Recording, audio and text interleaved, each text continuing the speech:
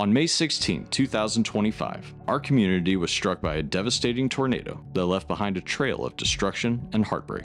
5 fatalities, dozens of injuries, more than 5,000 homes and buildings damaged, and an estimated $1.6 billion in property damage. Together, this is how we met the moment.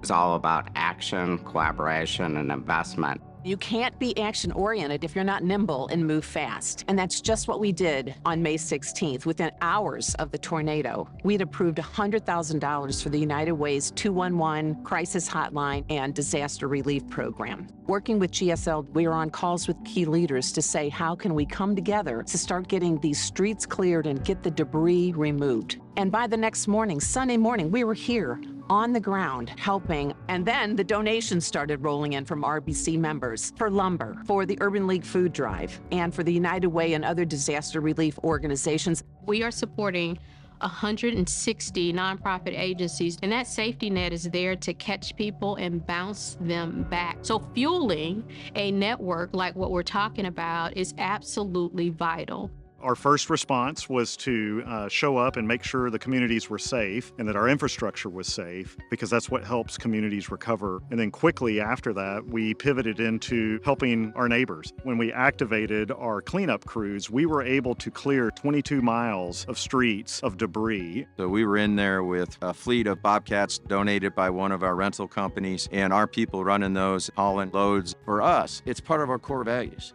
We've been very blessed. We have to give back. We started a food drive. Other RBC organizations, we had dozens of organizations that not only gave their money, they gave their time, treasures, and talent into these food drives. These Saturday food drives served 2,800 to 3,100 families, providing over $300,000 in items every single Saturday, along with hundreds of people from RBC companies here to help others. We had an opportunity to make a donation of just under 45,000 servings of dairy products. They were also shelf-stable products. We had a huge commitment to restore our networks as quickly as possible, but we also recognized that this was a humanitarian crisis. We were donating materials, water, boards. This is our community.